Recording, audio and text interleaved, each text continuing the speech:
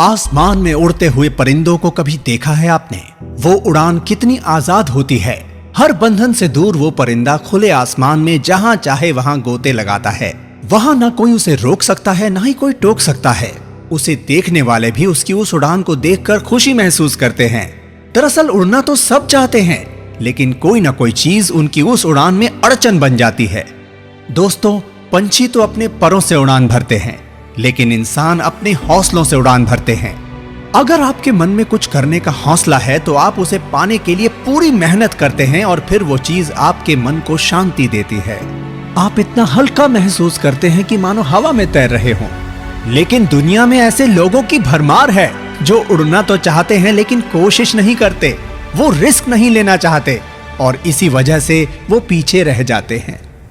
दोस्तों, चिड़िया अपने अंडों को घोंसले में संभाल कर रखती है। जब उन अंडों में से बच्चे निकलते हैं तो उन्हें पालती है, लेकिन एक वक्त ऐसा भी आता है जब वो अपने बच्चों को उसी घोंसले से एक एक करके नीचे फेंक देती है, इसलिए ताकि वो उड़ना सीख सकें।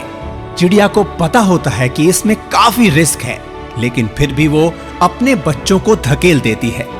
कई बार तो कुछ बच्चे उड़ नहीं पाते और मर भी जाते हैं, लेकिन चिड़िया को पता होता है अगर उसने उन्हें उड़ना नहीं सिखाया तो वो जी नहीं पाएंगे।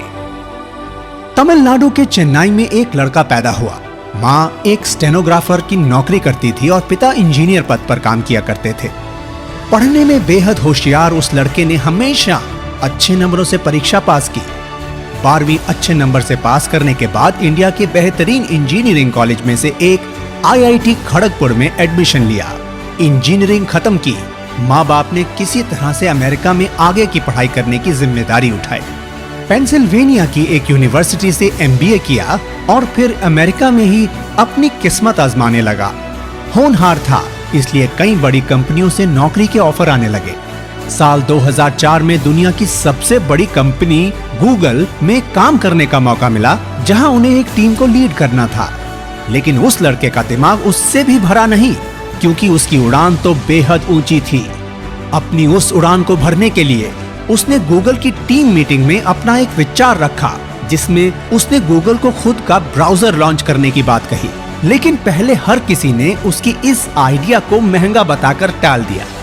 वहीं उस लड़के ने हार नहीं मानी और किसी तरह गूगल से जुड़े मैनेजमेंट को इसके लिए राजी कर लिया और फिर गूगल ने खुद का ब्राउजर यानी क्रोम लॉन्च किया।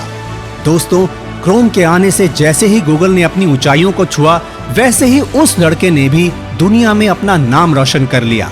ये लड़का कोई और नहीं बल्कि इस वक्त गूगल जैसी बड़ी कंपनी का CEO सुंदर पिचाई है। सुंदर ने अपनी उड़ान का अंदाजा पहले ही लगा लिया था। तभी तो जिस वक्त इंडिया और अमेरिका में उनको अच्छे जॉब ऑफर मिल रहे थे, उस वक्त उनकी नजर गूगल पर थी। और आज वो सिर्फ एक कंपनी के CEO नहीं हैं, बल्कि भारत की 130 करोड़ जनता के लिए मिसाल हैं। भारत का गर्व है सुंदर पिचाई। 10,000 रुपए की रकम से 11,000 करोड़ कमाना किसी सपने जैसा है ना? लेकिन ये सपना पूरा कर दिखाया भारत के दूसरे सबसे अमीर इंसान दिलीप सांघवी ने। सन फार्मा के मालिक दिलीप सांघवी की ये उड़ान वाकई काबिले तारीफ है।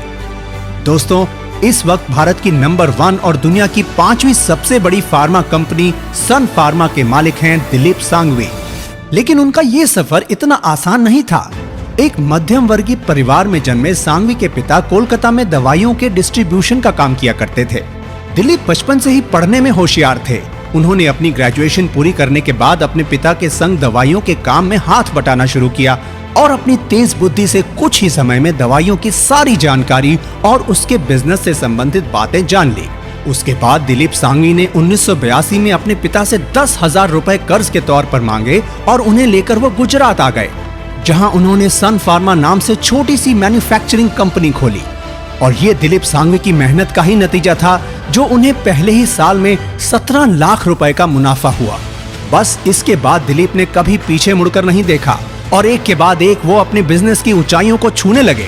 4 साल के भीतर ही उनकी कंपनी पूरे भारत में जेनेरिक दवाइयां बेचने वाली कंपनी बन गई।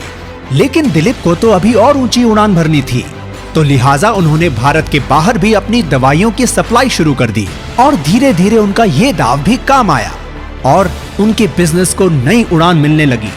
दिलीप ने सिप्ला और रैनबैक्सी जैसी बड़ी कंपनियों को भी मात देना शुरू कर दिया।